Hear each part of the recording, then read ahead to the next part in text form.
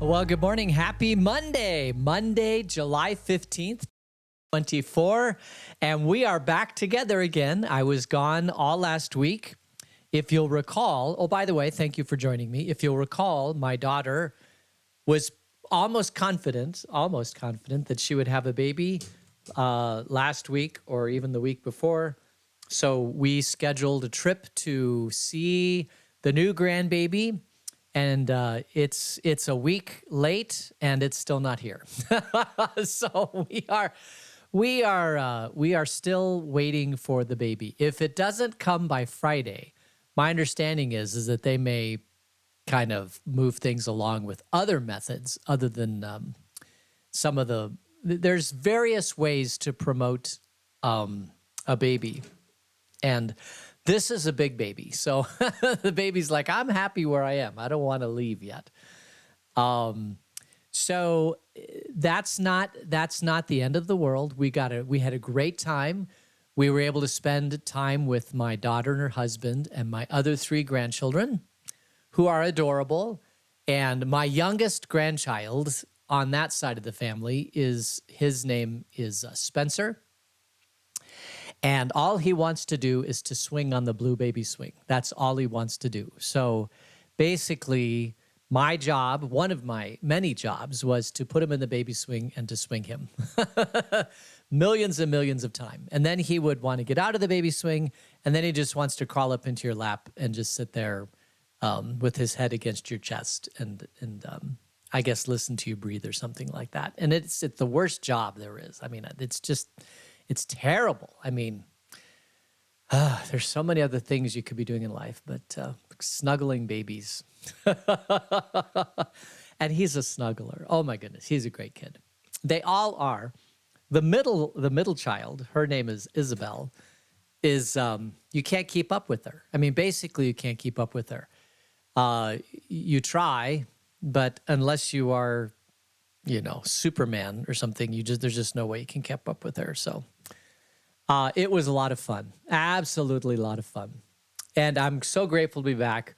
I thought for sure that I'd come back with great stories about a baby. So this is a little bit of a Jesus, and we've been handing these out on Sunday morning for people as they're doing travels to get a picture of wherever they're traveling to with Jesus. And so I brought Jesus with me so that I could show you my new grandchild with baby Jesus. Well, baby Jesus didn't show up. So I'm imagining that sometime this week or next week, my daughter will have the baby.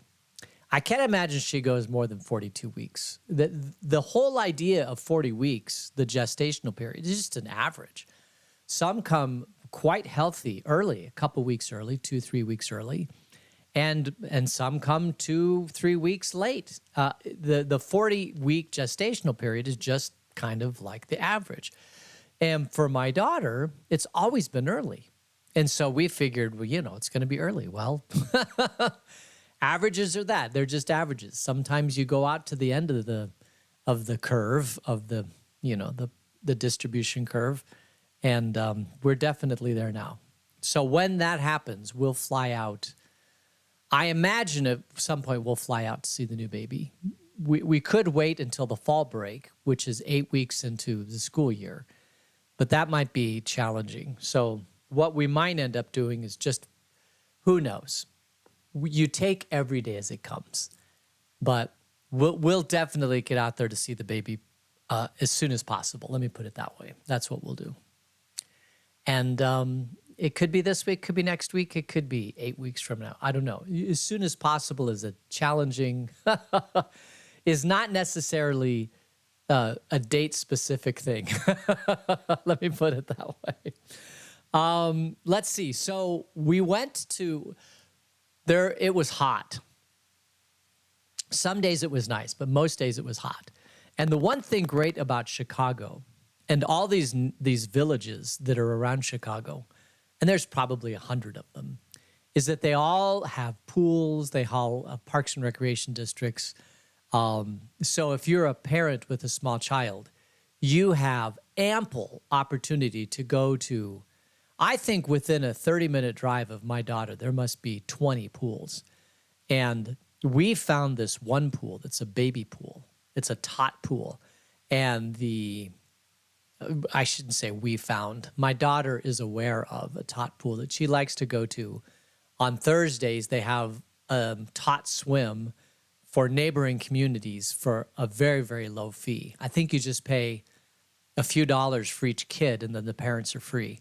And they have lifeguards. So, and it's hard to drown in a foot of water. It's possible, but for Spencer, who's my 2-year-old grandson, he just absolutely loved this. And the other girls, they're okay with it, but they're like, we want to go in the bigger pool.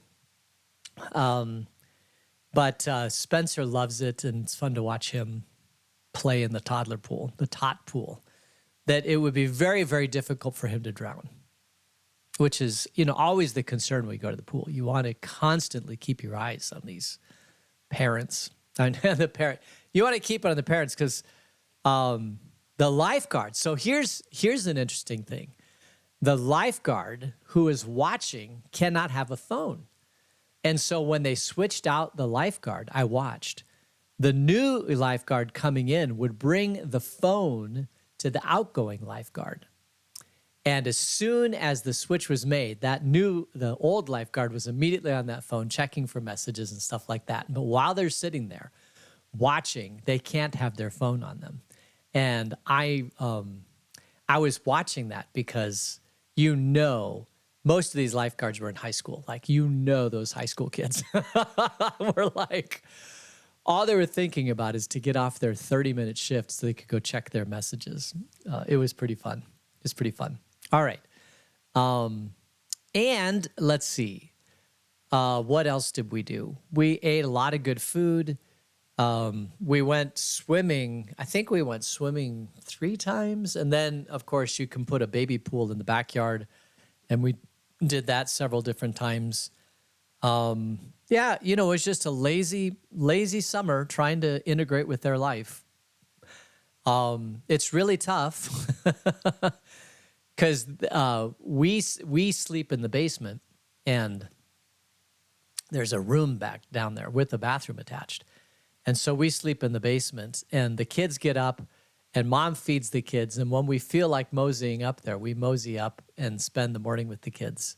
And then we'll usually do an activity. And then we come back, and Spencer's still at the age where he takes a nap around noon or 12:30 or 1 or something like that, which perfectly coincides with my nap. So I go down for a nap when Spencer does, and then I wake up when he does. So we're kind of Twitter-pated in that way. We got this rhythm going on until he stops taking his afternoon nap. And then I don't know. Then my afternoon nap may go away because we'll have to play ball or something like that. Some of that stuff. Anyway, let's see. When I had my daughter, we went by months, and I went 10 months with each of them. The doctor explained about averages. Some go over. They were all very healthy. Yeah. Oh, and the induction is scheduled for Friday. Look at that. So who knows? Who knows? The placenta is a temporary organ and can only get dicey after 41. Oh, my goodness. All you experts in childcare. All right. So, yes, I'm assuming that within a week or 2 we'll have a baby, and then we'll have to travel up there again. All right. So let's talk about birthdays today, because we have birthdays today. We have 2 birthdays today. The one birthday is John Reed. Happy birthday, John. And the other birthday is, let's see, who is this other person? I think, oh yeah, Jennifer Hook. Happy birthday to you, Mrs. Hook. And may you have a blessed day. I praise God for the 39 plus years that you've been on this earth. And may you have a great day. May you have a great evening. Whatever that evening is. All right, let's see. That's birthdays, and we are back at it. So let's get into our study. We are now in 1 Kings chapter 10, and we are going to receive a visit. Solomon is going to receive a visit from somebody else.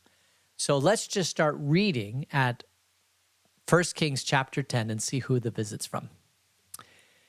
When the Queen of Sheba heard about the fame of Solomon and his relationship to the Lord, she came to test Solomon with hard questions. Arriving at Jerusalem with a very great caravan with camels carrying spices, large quantities of gold and precious stones, she came to Solomon and talked with him about all that she had on her mind. So now we're getting a visit from the Queen of Sheba. And the Queen of Sheba is a fascinating person because most of church history has seen the Queen of Sheba coming from Ethiopia.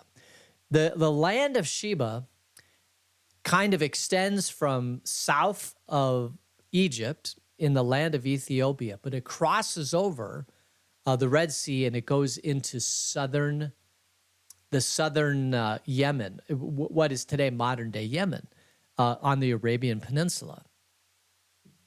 And this whole idea of where Sheba is and who the Queen of Sheba is interesting.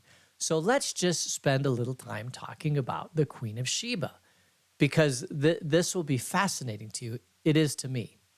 So I'm pulling up a Wikipedia article and we're just going to read a little bit from the Wikipedia article on the Queen of Sheba.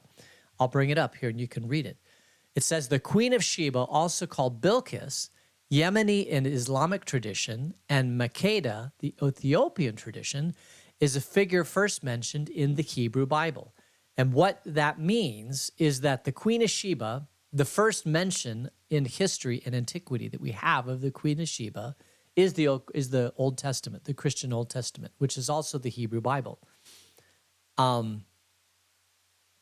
So it's first mentioned, the first time we encounter her is in the Hebrew Bible.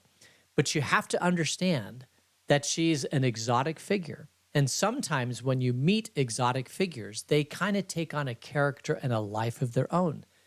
We saw this previously in Judges, that sometimes you'll get a character in the Hebrew scriptures and they'll take that character and they'll create a story that's not biblical necessarily. It's not in the Old Testament, but they'll flourish that character and give it depth and they'll write stories about it and about that person.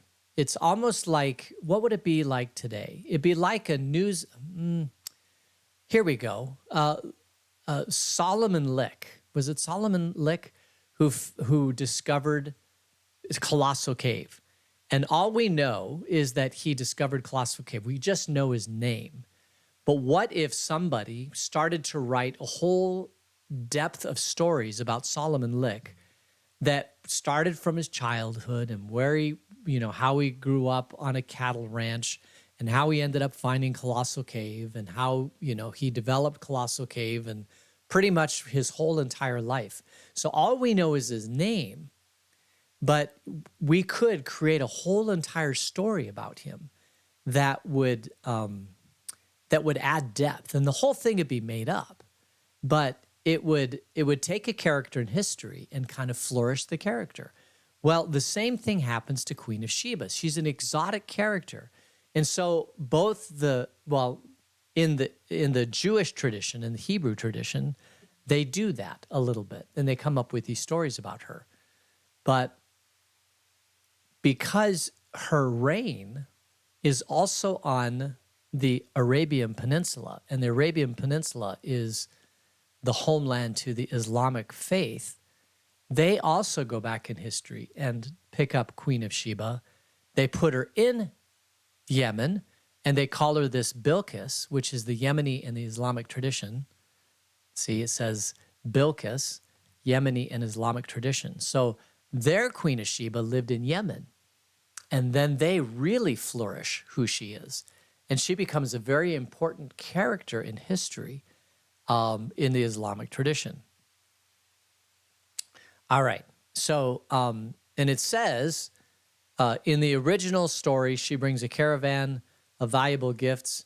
And then they have this one thing here. This is in the introduction to the Wikipedia page.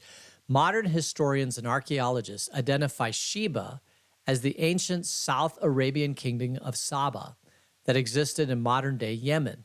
Although no trace of the queen herself has been found, the queen's existence is disputed among some historians. So modern historians, which are all Islamic, because that whole entire area is Islamic, they place her in Yemen, and so that's where they're looking for her, but they haven't found anything for her in Yemen. And as we find out, the Sheba, which is where she's the queen of, extends from Ethiopia all the way into Yemen. It's an area that's not necessarily strictly defined. So that could be true, but trying to find archaeological evidence, they haven't found it yet. So what do most archaeologists say? Well, she's fictional. She's made up. There is no Queen of Sheba. And we've heard this before. We heard this about King David, where they said there is no King David until they finally found ancient archaeological evidence of King David. So just because you haven't found archaeological evidence of the Queen of Sheba doesn't necessarily mean that the Queen of Sheba didn't exist, because there is this story where she comes and she gives treasures to King Solomon.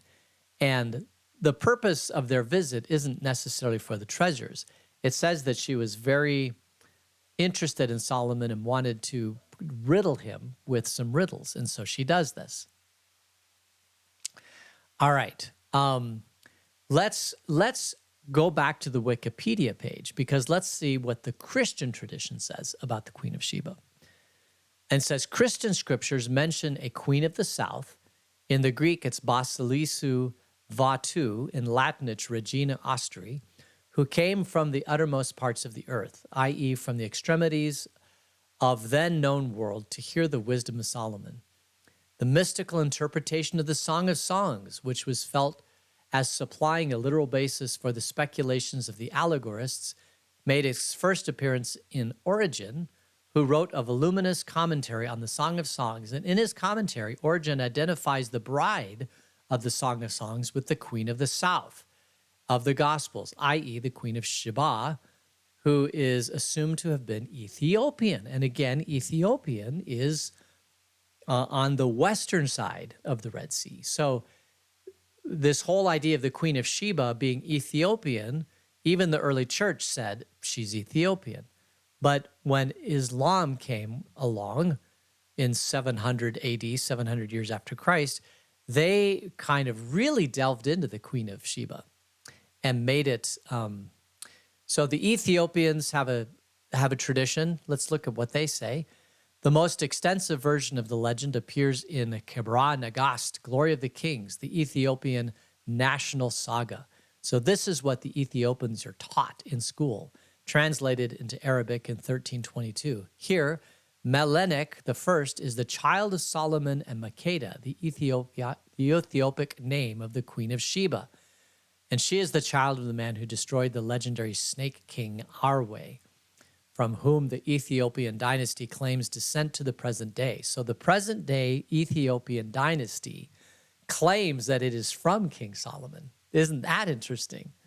And then let's go to the Islamic, if I can find these. Here's Judaism, Islamic. Here we go.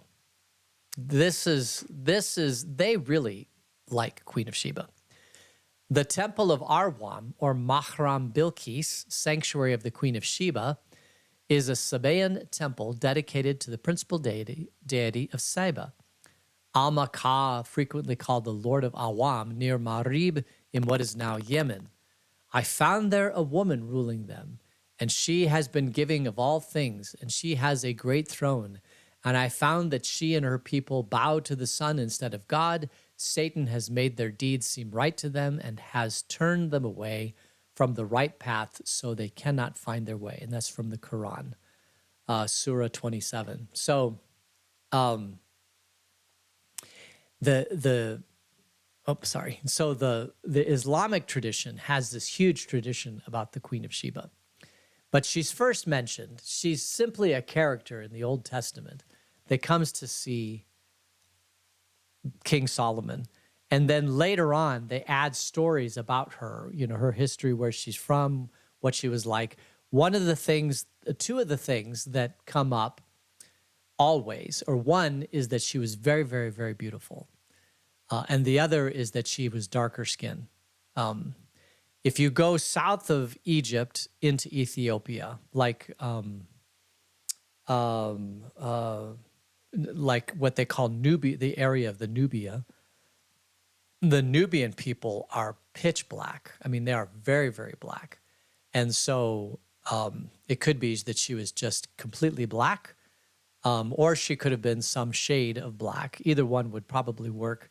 But if you go into Ethiopia now, most of the people there are very, very black. But between Ethiopia and Egypt is the area that's where the people are extremely dark.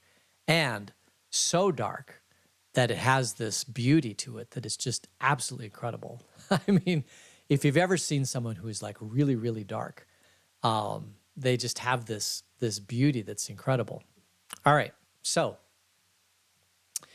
where do we go from there? So that's the history of the Queen of Sheba. We're not going to spend a whole lot of time, but I thought it'd be interesting just to talk about her a little bit, because people pick up, I mean, whenever you have an exotic, beautiful person, right, in history, you want to expound upon that.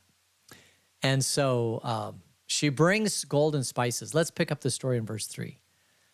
Solomon answered all her questions. Nothing was too hard for the king to explain to her. When the king of Sheba, so it's Sheba is what we normally say, but in Greek it's Sheba, saw all the wisdom of Solomon and the palace he had built, the food on his table and the seating of his officials, the attending servants in their robes, his cupbearers, and the burnt offerings he made at the temple of the Lord, she was overwhelmed. So this exotic woman from the south who comes to visit and brings all of these treasures for Solomon, and she brings a lot of treasures herself. So she's not a poor person. She's the queen, and she brings all this stuff. And she wants to meet Solomon because she's heard that he's a great ruler. And she is overwhelmed. So when you have someone who comes bearing gifts and they think that they're the center of the universe, and they come to Solomon and they realize that there's one even more wealthy than her, she's overwhelmed. The purpose of this particular portion of the story is to let you know that Solomon's wealth, because everybody thinks that their king is wealthy, right? Everybody thinks we're the world power. We're the ones who have a handle on it all. But when somebody from the south who is very wealthy comes and is overwhelmed by your wealth, that further says that you are really, really wealthy. It further reinforces the story that Solomon is a wealthy guy and that the kingdom of Israel was at the peak of its wealth. And we see this further in the narrative, but that's the lesson to be taken away from here, is that Solomon isn't just your average king with a lot of wealth. He is a king where people come and are overwhelmed by what Solomon is and how he has managed his kingdom. All right, so I think we'll leave the story there. We'll pick up in verse 6. We didn't get very far, but the rest of it should go pretty quick to figure out what the Queen of Sheba is doing and how their interaction goes beyond this being overwhelmed. And we'll see how the story plays out and how the Ethiopians and the Islamic and the Jews and the Christians, how they all kind of view the Queen of Sheba. We'll pick up on that a little bit next time. All right, so it is time to close. Let's close in prayer. Gracious God, thank you for this day. Thank you for keeping all of us safe as we travel. Be with us until we meet again. In Jesus' name, amen. All right, so thank you so much for joining me. Let me go back over here to see if there's any new baby stuff. Nope. sometimes the baby could come in the middle of this podcast, and wouldn't that be fun? But apparently it hasn't happened yet. So we'll be together all week. I might have to make another trip to Chicago at some point in the next 8 weeks. So I'll keep you informed of that. It'll be a shorter trip. It'll be go up there, see the baby, maybe baptize the baby, and then come back. That potentially could be the story of my life when this happens. But we'll keep you all informed. And thank you so much for joining me. May you have a great day, and we'll see y'all tomorrow. Take care. Bye.